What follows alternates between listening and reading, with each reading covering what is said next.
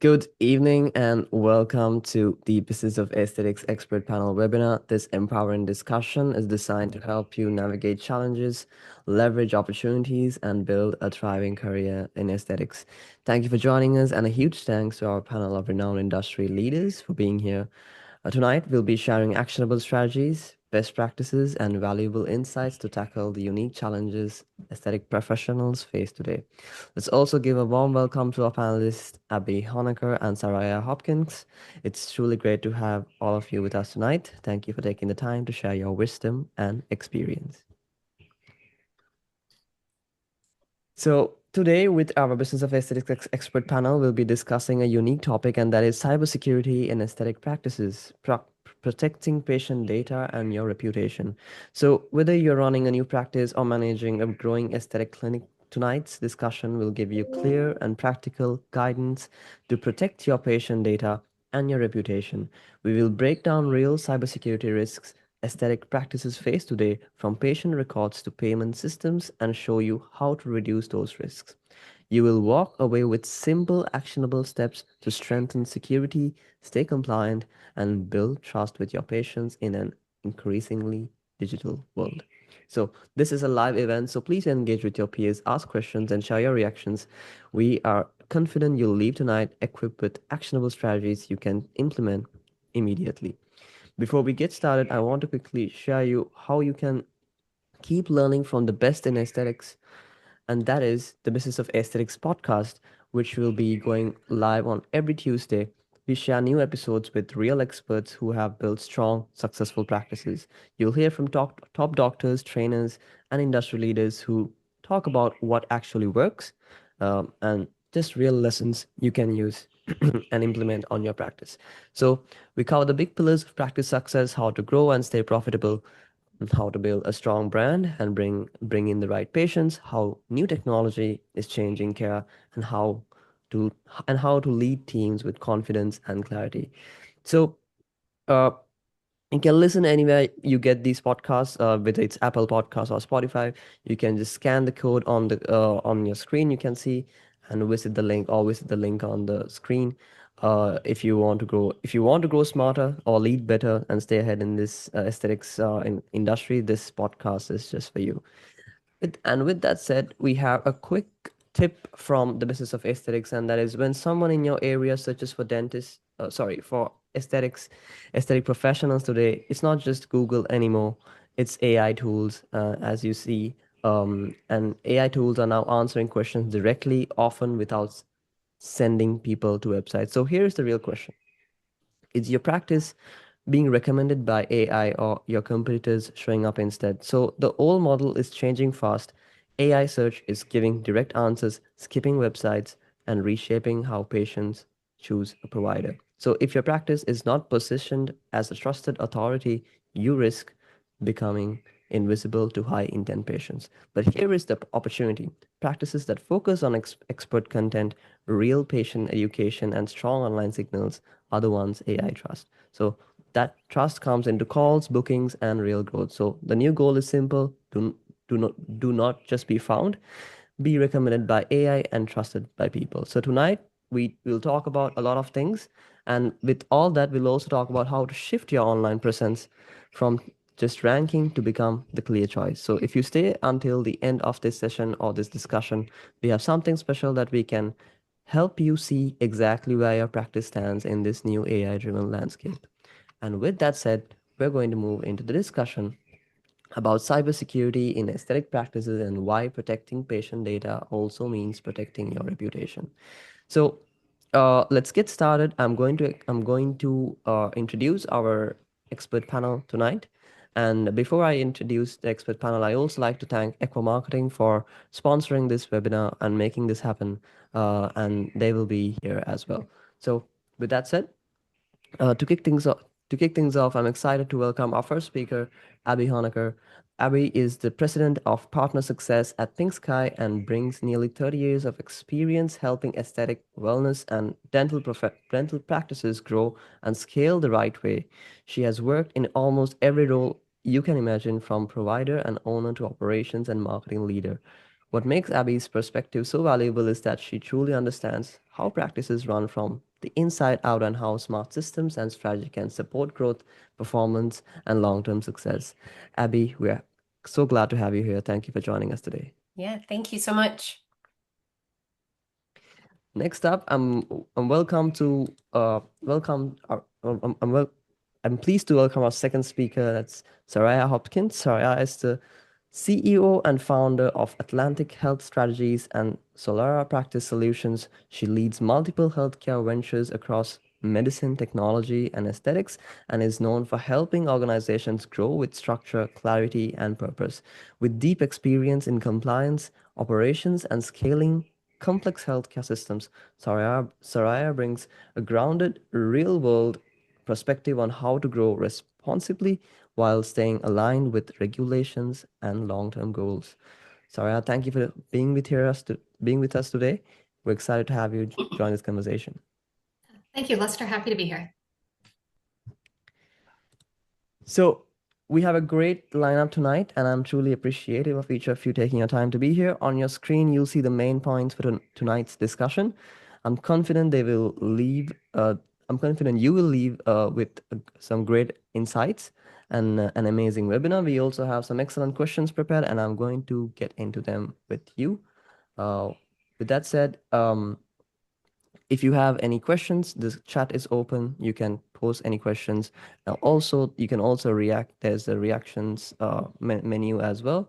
So you can also use that option as well. So if at any moment we do not get all the questions answered at any moment of this time, we have our podcast managers who will basically get your questions answered. They will get back to the panelists, get the questions answered, and get back to you with clarifications to your questions. So with that said, I'm going to get to the questions. And the first question goes to Abby. And let's get started. Cybersecurity can feel overwhelming, but tonight is about making practical, clear, and doable for aesthetic practices. So at the ground level, Abby, many practices don't realize they are exposed until something goes wrong. From your experience building and scaling med spas and integrated clinics, where do aesthetic practices most often unknowingly expose themselves to cyber risk?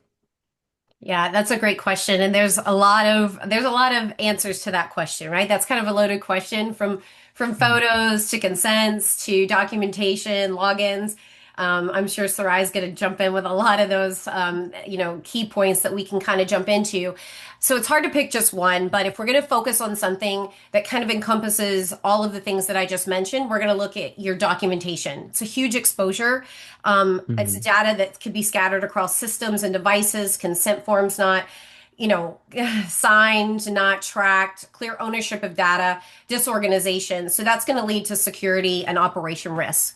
So some internal documentation that I recommend when someone comes in as a client to us, regardless of what level they're at, whether they're growing, scaling, exiting, all of those things, we have to dive deep. And these are the things that we ask. Do you have these policies, these protocols? Compliance, incident, emergency, operational, role documentation, all of these things are super important. And so looking at even our vendor and third party documentation from our BAAs, our training and accountability documentation, all of these things we need to have together. And I see that as the most when I dive in, most of those things, they're non-existent. And so what we like Mhm. to do right away is get in and build those systems and those structures to create these documentation, but not only create the documentation, because that's what I see a lot is you have it and it sits in a binder somewhere and no one understands it, no one implements it or uses it. So that next comes that auditing and oversight, making sure that your leaders, your team understands it, understands the process, and is able to implement it when things go wrong. I had a client who, just a quick story, she had a lawsuit, and it was ultimately her manager that sued her because she was brand new. Her laser tech was brand new. They decided Yeah. to do a service on each other. No, policy on that. Anybody can just fire that laser. And ultimately, the manager was burned and had a huge lawsuit because there were no treatment records, there was no consent forms, there were no photos, right? So there was a lot of liability there. So, my biggest issue is, and my clients always get upset with me because I make them document everything. Write it down. Did you write it down? Did we document it? Where's the like, do we send it to me? I need to see it. And so we ultimately over document things. But in my opinion, if it's not written down, you haven't trained your team, and nothing is enforced, it doesn't exist. Exactly. Thank you, Abby. I think that really sets the stage on and shows how easy it is for risk to creep in without anyone noticing. Yeah. Sarah, do you want to add anything to this? Yeah, I mean, I agree with Abby completely. And there's two things that create problems: policies that don't exist, and then policies that do exist and gather dust on a shelf, which might as well be non-existent, right? Yep. If we have those written policies and no one's following them and no one even knows what they say, you're almost worse off than not having them at all, right? And sometimes when they're not written at all, there's at least some form of verbal understanding. But if we have something written and we're doing something completely disconnected from it, we're just opening ourselves up to so much risk. So Yeah. complete agreement, Abby. It's document, document, document, but then train, train, train, and making sure that people know where those policies are. If they don't know the policy, they know where to find it and they understand how it's written. It needs to be written in a plain English way that it's not, doesn't require, a rocket scientist to understand what the policy actually says. Yeah. And training, right? Like Yes. train on it ultimately. Yeah. I agree. Yeah. Amazing. So, Soraya, now as practices scale, merge, or add new service lines, how do cybersecurity risks change, and where do leaders most often underestimate the risk during the growth or M&A? I'd say that number one underestimation is that they just change. They don't just change, they actually increase exponentially. It's not a Mm, linear change, it's a multiplication. So you start combining facilities, you're combining multiple sets of policies, different sets of trainings, how people have learned. You've got new identities, new devices, new vendors, new data flows. And all of these things can multiply into absolute chaos if there's not a true data audit and things aren't consolidated correctly. It's easy to underestimate the inherited risks that come with all of those different workflows. And also the way that people shortcut those workflows. They're mm, maybe institutional ways that they're bypassing things. Real example, I not only work in this space, I'm also sometimes a consumer. Went to a appointment and was handed a tablet to complete my intake paperwork. Right, this is a totally normal process. We're used to this. Patient mm, comes in, we hand them a tablet, say fill out your information. So the med tech handed me the tablet, left the room that I was in, and left me with the tablet. I wasn't logged into a patient portal or kiosk mode. It was her actual login into the EHR. In two Mm. clicks, I could have been looking at other patient data. I mean, I didn't, but the point isn't that I did or didn't. The point is I could have, and access is where the exposure exists. See, risk happens the moment the access is possible, not the moment that the access is abused. And what happens during growth is a lot of times as organizations, we rely on trust instead of on system controls. We know our team's great, right? We can trust our team. We know that we acquired a good organization and their team is great. We can trust their team. But trust actually can become a weak spot if you don't have systems and controls. We end up with shared devices, persistent logins, overprivileged accounts, and professionalism is not a substitute for system design.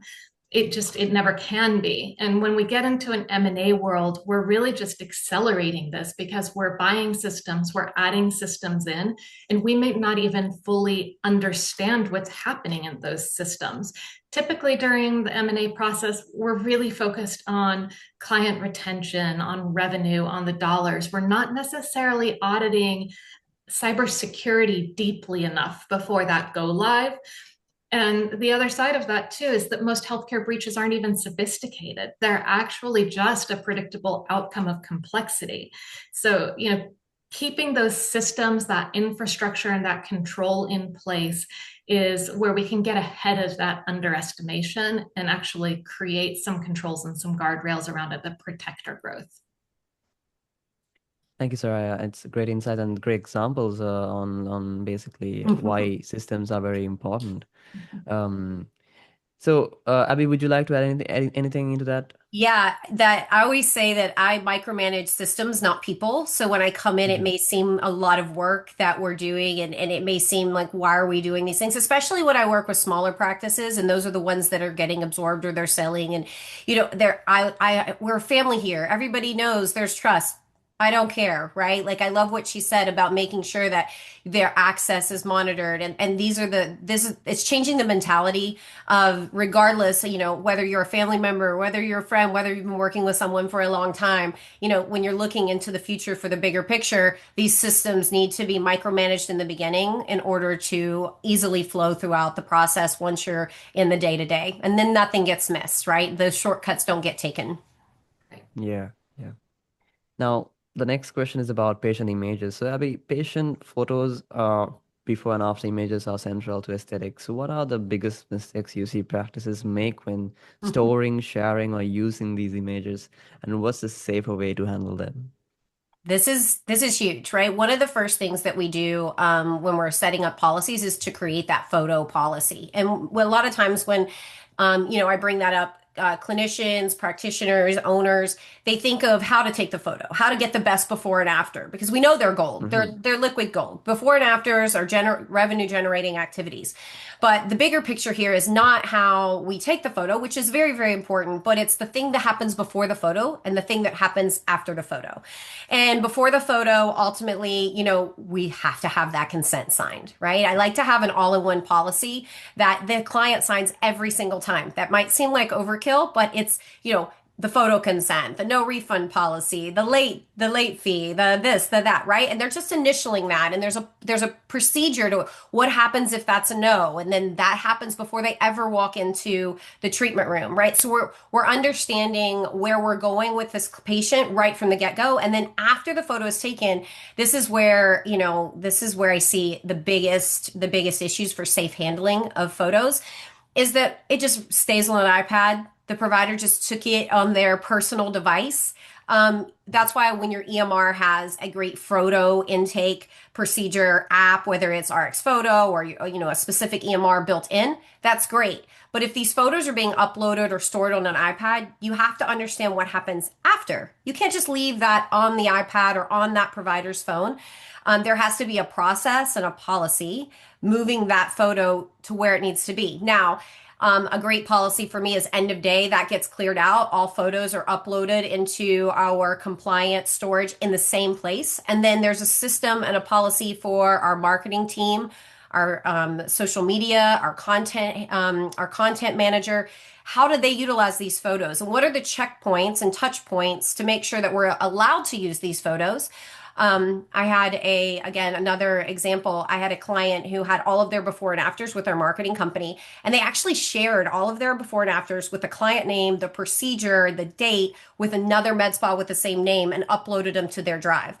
Absolute complete disaster. But again, that was on the marketing company, but again, their policies and procedures need to also be sound and tight.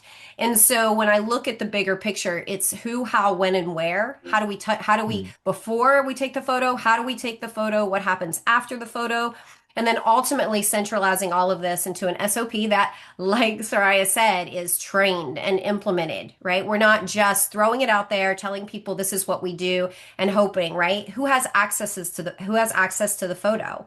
Because if you don't know who accessed the photo, you can't control it. Right. And ultimately, no consent. It should always be written. It should be documented. And then we're touching that multiple times.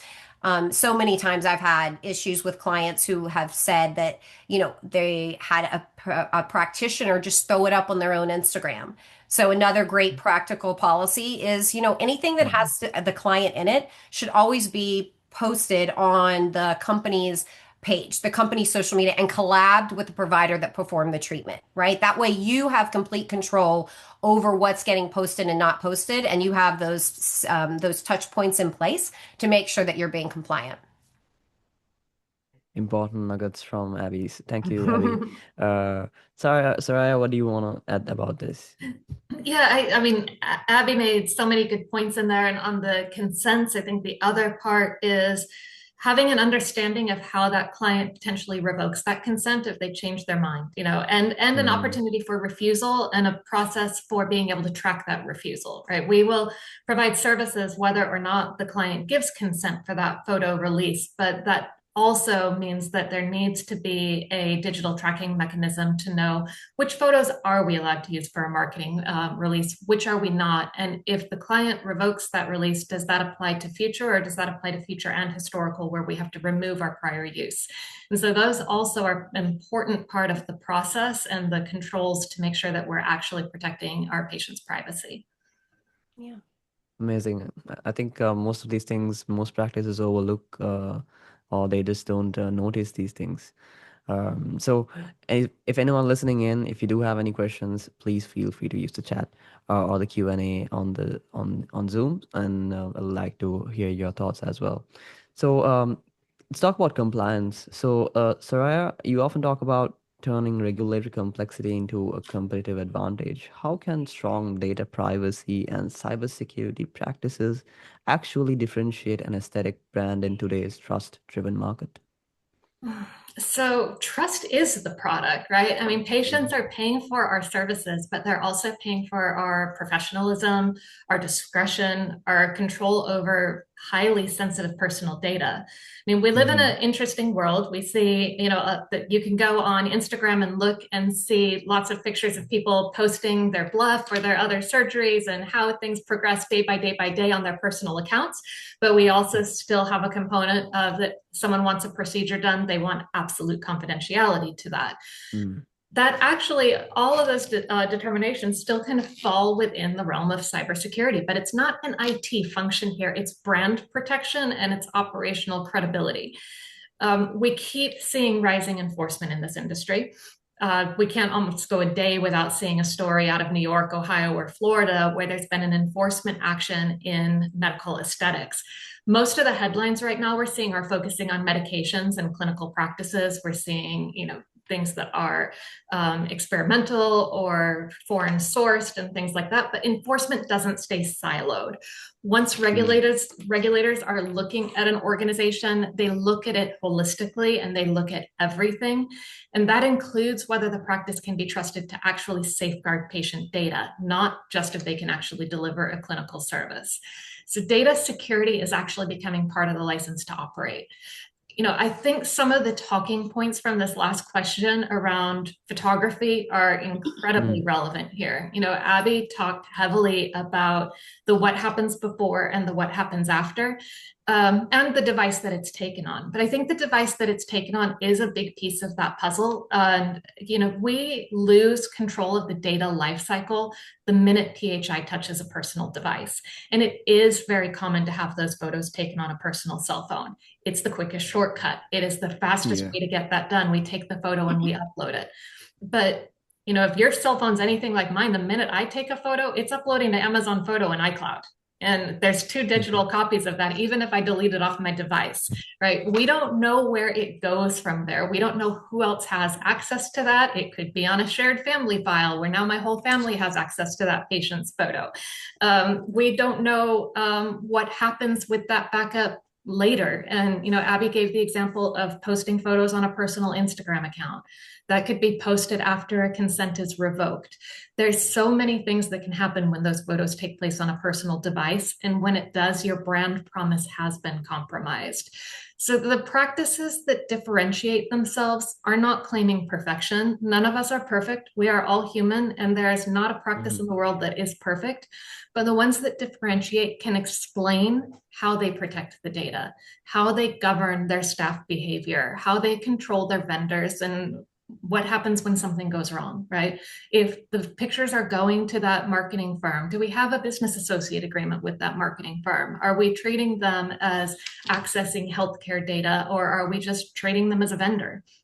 That type of maturity is what reduces friction, shortens diligence cycles. It actually lowers our cyber insurance costs, which is a whole nother element. If you don't have cyber insurance costs in today's market, you're missing a big step. Get it? Everyone needs to have cyber insurance in healthcare. These steps are all things that are going to build credibility with patients and regulators. We are a trust-driven market. We're under increasing enforcement pressure, and strong cybersecurity does not just prevent bad outcomes, it actually allows you to stand out from among all of your competitors and all of your peers in this field. Thank you, sir. Thank you, Sarah. It's a really strong point. And I think, like you said, trust is very important in everything we do. Abby, anything you would like to add? No, I think she said, sorry, I said it great. I think ultimately insurance a must, right? But when it comes to trust and culture, at the end of the day, what would you say if you had a breach? What would you do, right? Mhm. Like that's a question we like to ask, our clients when we're looking at where their compliance lies within their clinic when we're doing discovery. And so tell me, and whether, you're doing a treatment, whether you're learning a new thing, again, that's that education, that training piece, you should be able to speak to what you're doing and how you're protecting that information at all times. Exactly. Now, many owners still think cybersecurity lives only with IT experts or IT professionals. So, cybersecurity often gets labeled as an IT issue. How should owners rethink it as an operations, training, and culture issue, especially for front desk teams and clinicians, Abby? Yeah, I think it's all about your procedures, your policies, your habits, right? Mm. Sarai said it earlier, things people get busy. I have clinics that are pure chaos, right? From the moment that clients start to come in till they leave, right? And when I started working with them, you have different providers popping in and out, patient coordinators popping in using the same login. We don't know who touched what and who saw what, and we have no visibility over anything. So your front desk, like who checks in. When your front desk gets up from that desk, they need to log out. Everyone needs their own Mm. individual logins, right?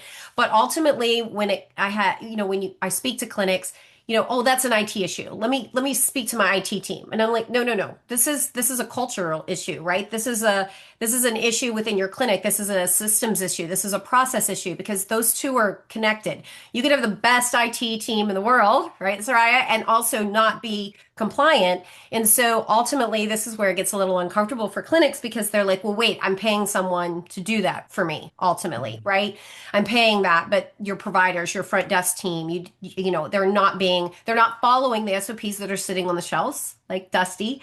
We're not getting the right training, for our providers, and there's no enforcement. I always say there's four things to all policies, procedures, anything that you need to do, and compliance, cybersecurity falls into that, right? The first thing you do is discovery. Like, what do we have? What do we not have? What do we need? Second is going to be education. We're going to educate and train our team. Now that we know what we need, now we're going to give them all the tools in their tool belt to make sure that this is an easy access thing, even when we get busy and even when it's chaotic. The third is going to be implementation, right? This is from here on out, this is what we're going to be doing. And we slowly start and we launch it and we're ready to go. And then the last thing is going to be auditing the system, right? Which means you have great leaders who are auditing it, making sure that you're being compliant. So it's not your IT team that's in a different city, a different state, same city, across the hall. Even in your clinic, it's going to be those systems that are going to really help you differentiate. And they're so important because like I said, you can have Sarai and her team and they're amazing, but without these, it makes their job very, very difficult. So your culture is going to breed compliance ultimately. Exactly. That culture is very important. Sarah, you like to add anything? Yeah, I mean, Abby lays this out so clearly, but what resonated to me in her statement is going through these steps, it Mm. creates muscle memory, right? So that's what Mm. lets it stick when things do get busy and when it does get chaotic is when we're going through the steps that Abby so smoothly laid out, we're not having to think about, well, what is the policy for this? What is the procedure for this? It is our inherent cultural muscle memory just for how to do things right. And that's how we make cybersecurity not be a people issue, right? I mean, you can have the Mm. best IT team in the world, as we've all said, but your weakest team member on cybersecurity is your weakest link. And so that's really the element we have to address. Exactly. And now that we've opened the conversation towards breaches, so Saraya, when something goes wrong, a breach, ransomware incident or compliance failure, what does an effective leadership response look like in the first 24 to 72 hours? It's a very important time frame. So I'll share an experience where we were brought into a new client the moment a breach occurred. We had not ever worked with them beforehand. We were called as the 911 call of, we have a problem.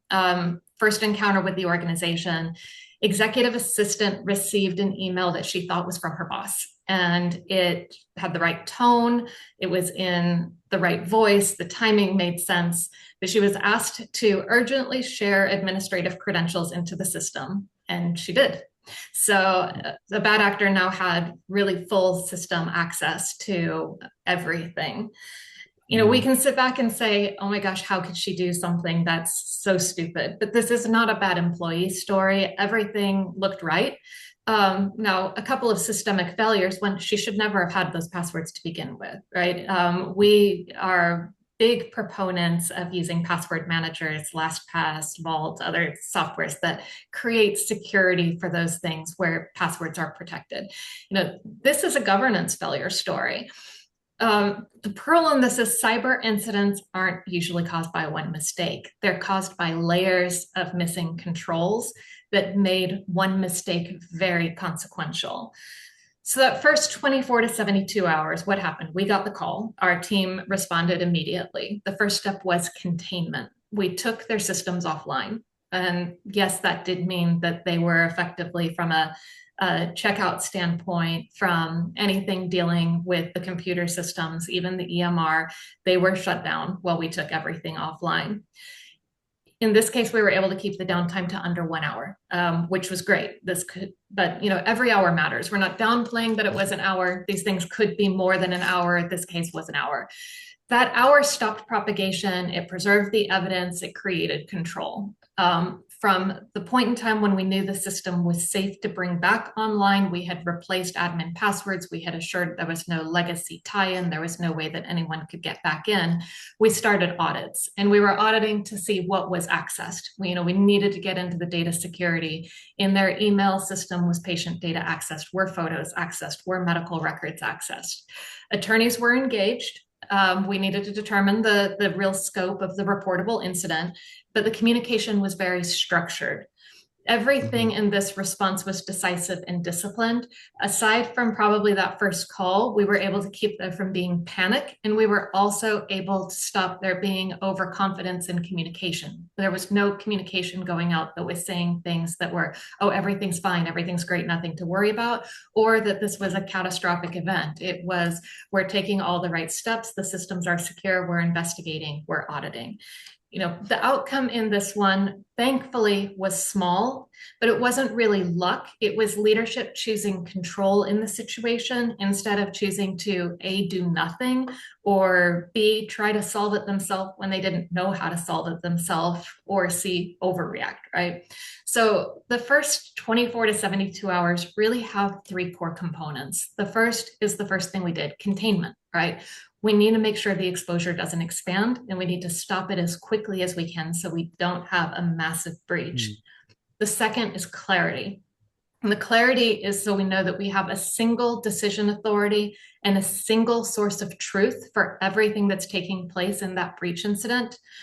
And the third is credibility. So we have communication with councils, vendors, and staff when required. And so if regulators are involved and patients are involved, everything that is being said by our organizations is accurate and deliberate. Speed matters in these things. We did need to act quickly in taking things offline, but speed is actually not the most important step in it. Credibility matters more. We can do more by having over reassurance and more damage later than if we just have a measured response. And I think the main thing that's a grounding reminder here is aesthetics is not a salon and is not retail, it is healthcare. When things go wrong, our standard is not a salon and it is not retail, it is healthcare. Organizations that remember that in the first 72 hours fare so much better than those that don't. It is that understanding about where they are, it's about healthcare. It's not just a salon. Abby, would you like to add anything to that? I think Soraya laid out perfectly why it's so important to have a really solid IT team, right? Like, what if they didn't have that and they're trying to manage Mm, that themselves? It's a nightmare. I had a dental clinic, a dental clinic that again, and if that provider, if we had multi-factor, authentication on that, could that information have been so easily changed, right? Like you were saying, keepers, LastPass, password security, that's a non-negotiable for me and my clients, but ultimately, when you get into this situation, again, if you don't have the right team behind you, it matters. All of mm. these things, you have to put into play. And I don't like being the one that has to fix it. I like having someone like Soraya to call when that happens. But at the end of the day, those first hours are really important. And a lot of times people panic; they don't know what to do. So having a strong team behind you is going to be, the caveat. Yeah, that gets you through it. Exactly. So let's talk about Mhm. HIPAA compliance. So, Abby, many practices assume HIPAA compliance equals cybersecurity readiness. In today's digital landscape, where does that assumption fall short? Well, I think most of the time when you hire someone, you have them sign that HIPAA form and you think, okay, we're HIPAA compliant. Everything's good. We have an EMR. We're doing this. But, there's so many things that you miss, right? With when you look at HIPAA compliance versus, cybersecurity, one doesn't equal the other. They're absolutely related, but they're not the same, right? So HIPAA is going to be your patient privacy and then what you're allowed to do with that information. And cybersecurity is really going to look at what your systems are doing, right? The devices, your tech, are they protected ultimately? So, again, we always, I go back to photos because it's so easily understandable, but posting a patient photo without that consent, that's a HIPAA violation, right?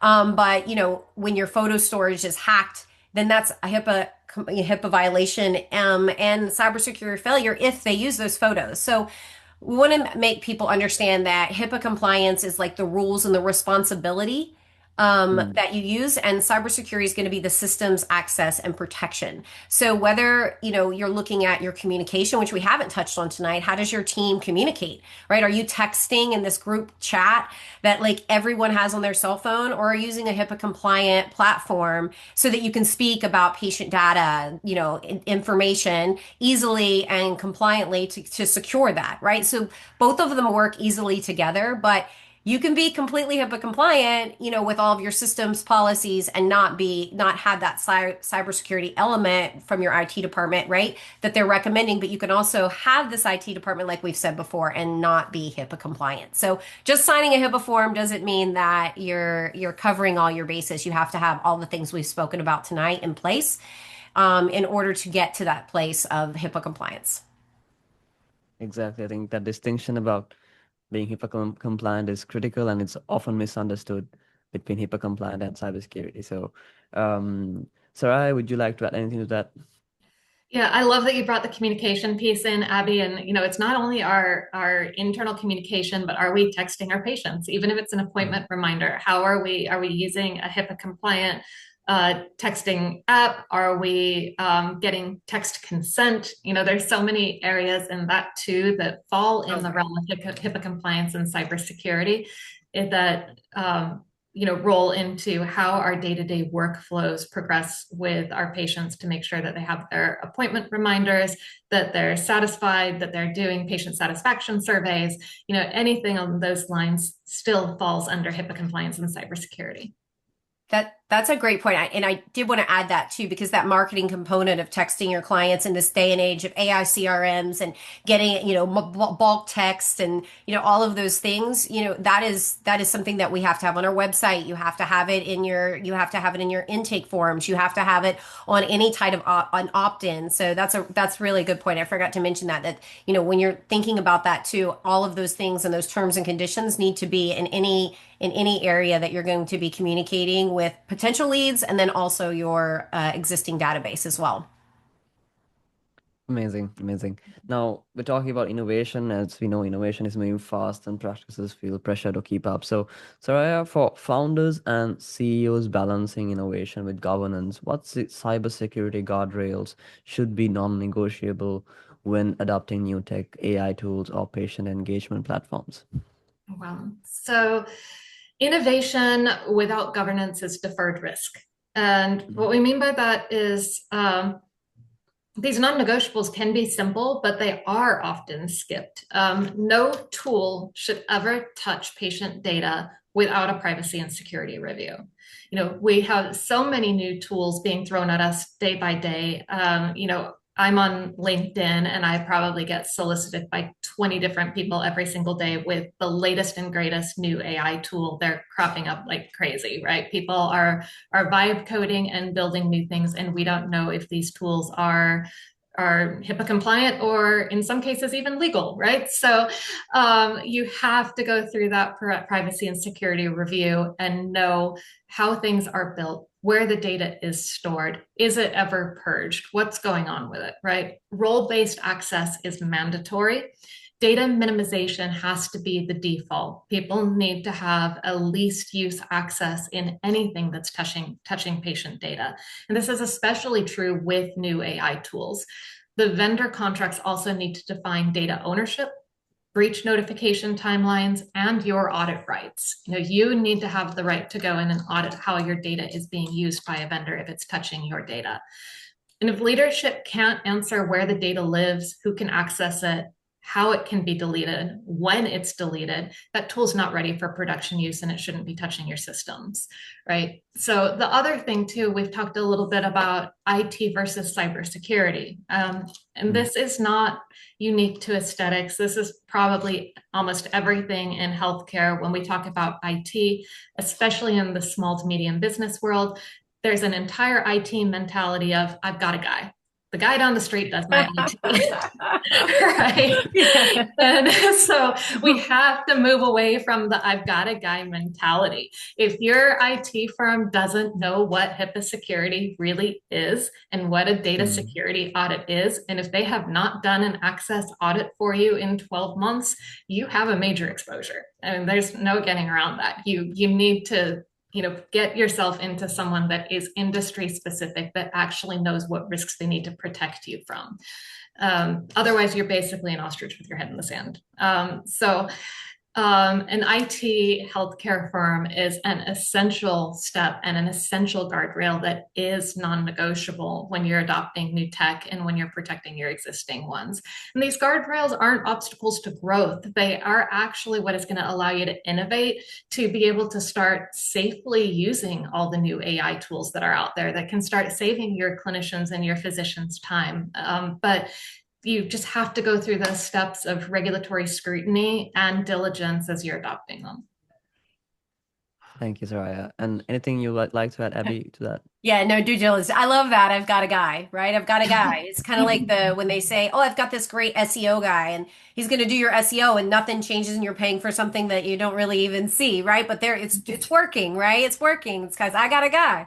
So no, I love that point because it's so true. It's so true. That's part of any NSO, new spa, new clinic opening that we have. That's part of it. IT. Who is going to be handling our IT? What does that look like? And is it just I got a guy, and who are they? What are they going to offer you? I think making sure I love that point because it is so true. Because sometimes that box just gets checked because we think we have it checked, and ultimately we don't, and then we find out the hard way. Thank you, Abby. And with that said, before we move into our final few questions, I want to take a moment and share something valuable with everyone who's attended to this discussion. And let me just share my screen.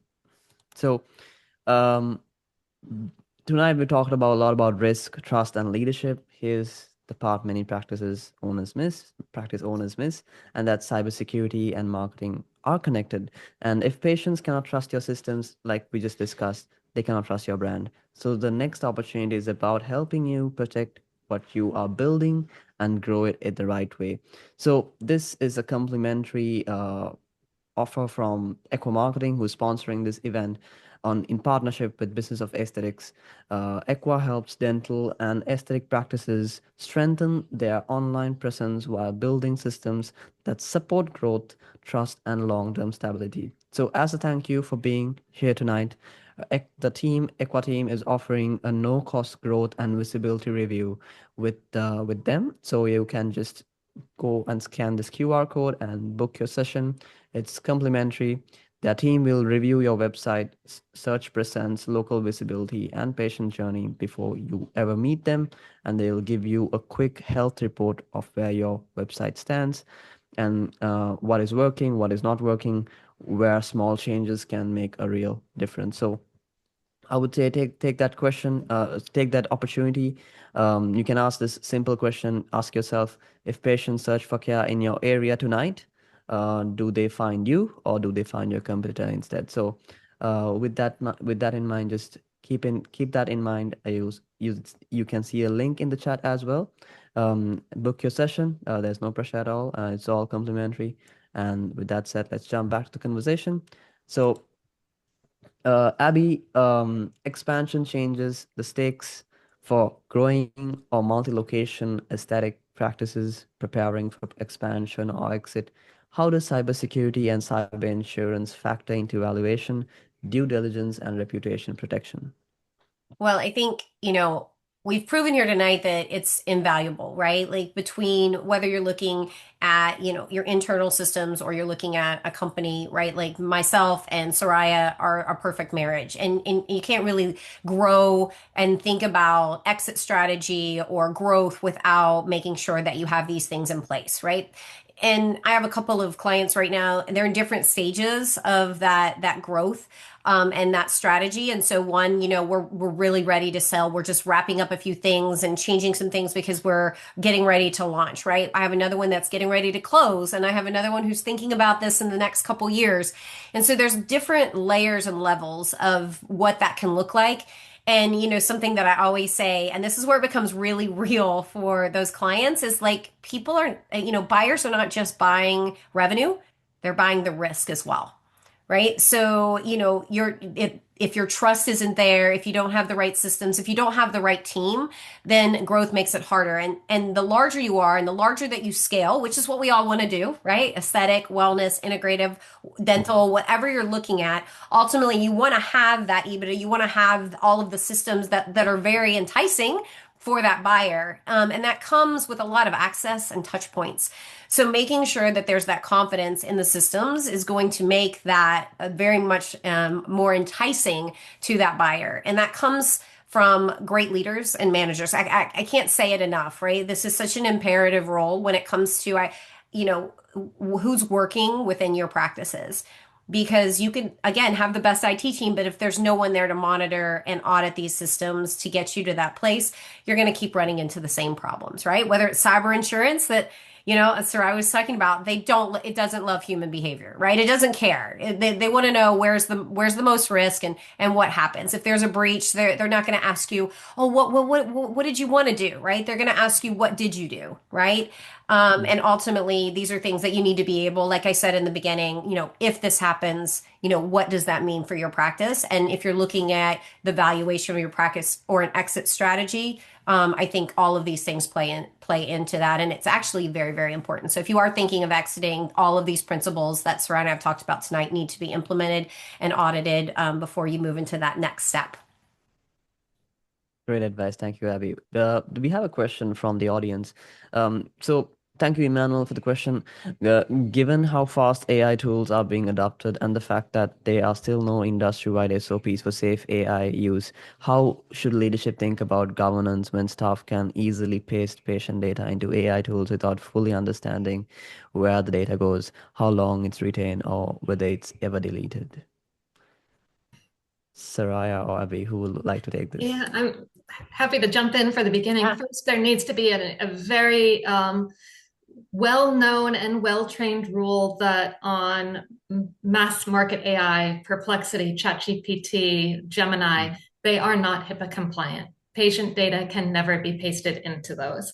If you want to ask a question about a specific research topic, procedure does not include anything dealing with a patient, those tools are fine. You can ask it questions, but verify, because it's going to give you hallucinated data that may be completely wrong. And so trust but verify, but never post patient data in those. The only places that AI should integrate with your patient data is in an integrated tool with your health record. That's the only place that it's appropriate. And before that, you even integrate that tool into your health record, there should be some level of AI governance doing research to make sure that that is a compliant tool. Yeah, Abby, agreed. any thoughts? No, Yeah. agreed. Absolutely. Right. You have to be very, I have a lot of clients who are, they're like, oh, I just use ChatGPT or I use another LLM to post about a client or we're doing this or we're putting together their treatment plans with their name and date of birth and no, no, no, no, no, no. Just like Soraya said, it needs to be clean. It needs to be, you have to have those audited systems and ultimately, there's so many, Soraya said it, they're popping up everywhere. Don't be victim to just any AI. That's something that we do at Pink Sky is like we audit these firms, we audit these apps, we audit these things to make sure that you are compliant, whether you're in aesthetics, wellness, integrative, dental. I agree with her 100%. Amazing. So the last question to Soraya. So looking ahead, what's cybersecurity and data governance expectations do you see becoming standard in healthcare, and how can aesthetic practice prepare now rather than scramble later? Perfect. So some of what we just talked about in AI fits directly in here. So we're moving very far away from episodic compliance and towards continuous security in the cybersecurity world. Just this week in acute healthcare, there was another story where a very large scale EHR environment was exposed through a third party interoperability add-on.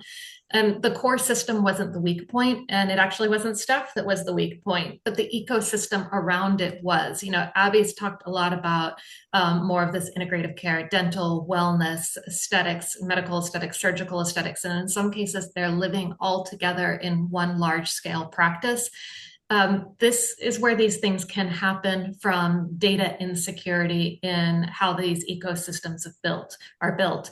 In the story that was out this week, it was dealing with Epic and some of the interoperability softwares around it. Thousands of records were impacted because the data access extended beyond the primary platform in a way that wasn't actually really governed. And that's the direction of risk that we're seeing in the technology, not the medical record itself, but the way we connect to it. So where this pivots back to AI, it's the number one tool we're starting to use to connect to our medical record through third-party software. Most EHR and EMR softwares now are having integrated AI built into them.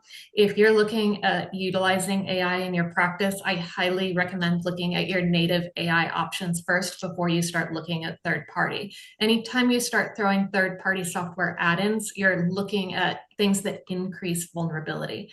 But it's not even just AI, it is those analytics platforms. It's your patient engagement. If you have a chatbot on your website that's collecting patient data and you don't have a HIPAA compliant host, you have a weak link there. These layers really kind of proliferate, and you're not going to be judged solely on your internal controls. You're going to be judged on how well you govern your vendors and your data movement across all of your systems. This goes back to trust and that brand integrity piece. For those of you that are listening that maybe are in surgical aesthetics versus medical aesthetics and accreditation as part of your workflow, we work with Joint Commission all the time. AI governance is going to be part of the standards in 2026. That I think is unquestioned. The accreditation standards around AI governance are going to be in place. We're seeing hundreds, if not even over 1,000 state level regs around AI in healthcare. So that is pretty much everywhere, right? So the future of cybersecurity and what we're seeing in the future of cybersecurity isn't securing systems, it's about governing all of those connections. The preparation starts with visibility. Know your systems, know your vendors, know where your data flows, especially when those third-party tools are involved. And then assign ownership. There needs to be someone responsible and accountable for all those technology decisions that require a clear answer before we're purchasing tools that touch patient data. We need to know it before, not after something goes wrong. Thank you, Sarah. I think that was a strong way to close. And Abby, do you like to add anything to this? Yeah, I think there's some big things coming, right, Soraya? Like Mhm. people are not compliant now, but just wait. Like it is coming, right? We Right. know it is, and there's rumblings of this and that, and you laid out some very clear points of what we can expect. But ultimately, like Soraya was saying, I just walked through I literally walked through my clinic with my IT team, like explaining all the things we want to do and how we can implement systems better. And this is what we need to be more efficient and effective for the patient experience and the patient journey, because that's what's going to drive that person to drive 30 minutes plus every other clinic to come to you where price is irrelevant, right? But making sure that all of those systems are compliant. We didn't just add this or we didn't just add that, right? I'm walking them through, we're working on it together, and then we're building in all of these systems because we're forward thinking, right? You can't just, like she said, just add an AI platform or just put that into our system or our process without due diligence. And I think that's something that I think we've clearly laid out here from a lot of different, like a lot of different questions and platforms. So yeah, ultimately there's a lot of things coming, and so it's really important right now that you tighten up the ship, with compliance, across all of your levels of your clinic. Amazing.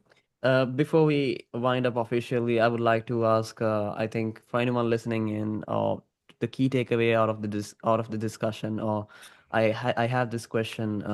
I think somebody asked there when they were registering for this, where do we start?